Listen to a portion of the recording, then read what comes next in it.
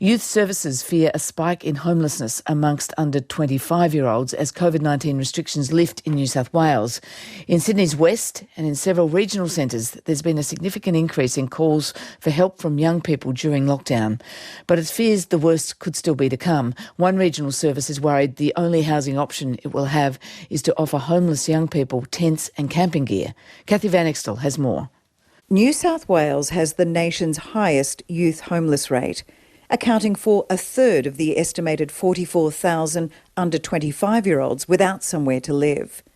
They're 2016 census figures, and Youth Services say numbers have been rising even before the pandemic.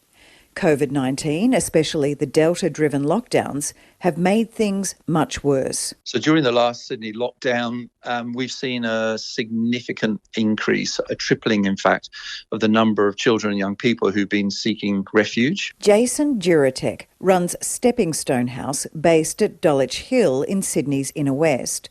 It provides support for 12 to 25-year-olds. What we're hearing from the children and young people that call us is that they are facing stressful times at home.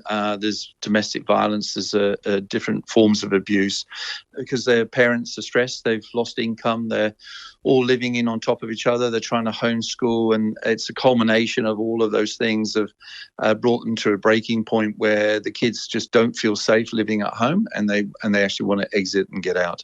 There's concern the worst is yet to come. Jason Juratek is bracing for a spike in calls for help as restrictions ease in Sydney. They're in a position where they can't actually leave home right now because of those restrictions that are out there.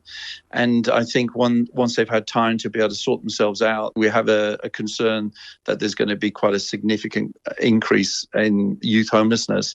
And to a possible crisis point, we really need solutions out there. We need increased temporary accommodation. We need increased capacity to actually support these youngsters. So what kind of response do you need from the government? The government in some ways has already done a good job in terms of being able to provide temporary accommodation for those youth and adults who were experiencing homelessness and living on the street. So since the beginning of coronavirus, they've been able to house 2,000 people.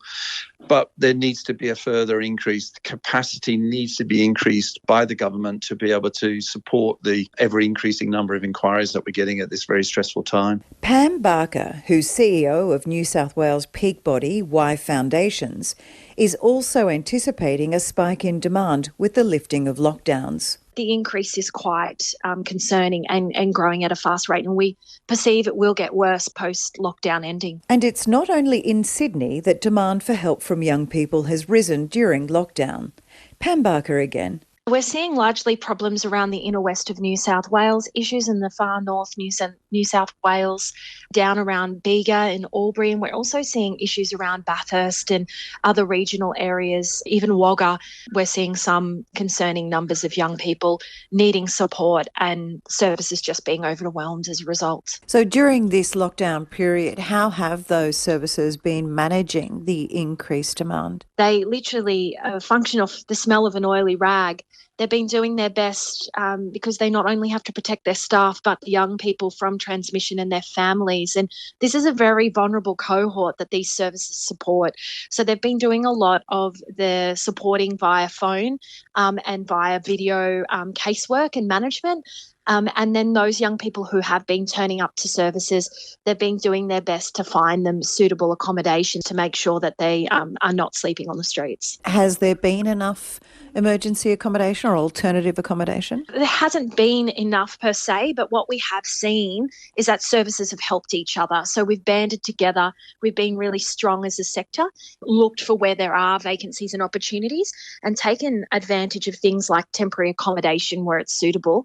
However, post-COVID lockdown, when things start to open, supports like the temporary accommodation, the TA, will not be as readily available and to the degree it is as it was a response by the government to get people off the street who are vulnerable during COVID. So what's your concern once restrictions are eased and there is this greater demand? We already know that there's a housing affordability challenge for young people, and there's also a lack of social and community housing that's suitable for young people across New South Wales for an example, I had a youth service tell me just a week ago that while in Bega there's something like 151 available Airbnb properties in that area, there was less than 2 properties, I think it was roughly, available for rent, and both of them were out of the price range of any young people in that region. On the ground in Bega, trying to find young people a bed, is Kylie Fennell with the South East Women's and Children's Service, or CWACS.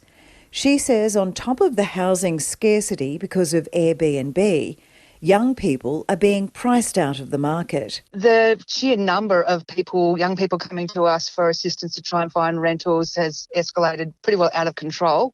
There are just no rentals around here, and I'm hearing anecdotally from real estate agents that a lot of out-of-towners are coming in and being able to offer higher rents or big amounts of rent in advance that are basically scooping the pool of the real estate that is out there. Is the youth homelessness crisis being driven largely by the lack of availability of affordable homes, or are young kids also leaving home during this period? I don't think the leaving home has escalated that much. I know there is a lot of pressure on overcrowded housing, but I think it's more about the lack of affordable housing available in stock, because a lot of it has gone to Airbnb. Kylie Fennell warns the housing crisis for young people in the Bega Valley will only get worse when lockdown is lifted. My fear is that I'm going to have to offer tents and camping equipment when it comes to Christmas and the tourism starts again.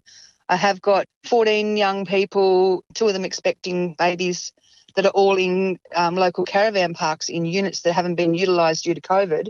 They all are aware that as soon as December comes, tourism is kicked off again and they won't be able to stay on. So I really don't know what I'm going to be doing with those people except for thinking about tents. So what conversations are you having then with government, either at a state or federal level? Just trying to lobby, trying to get them to understand at a local level.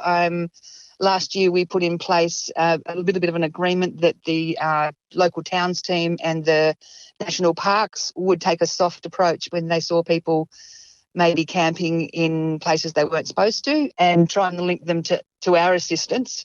But this year, I really don't know what we can do, and I'm just hoping that the local council at that level can find some sort of solutions as well. I'm very concerned. That's Kylie Fennell, Program Manager with the South East Women's and Children's Service based in Bega on the New South Wales South Coast. That report from Kathy Van Extel.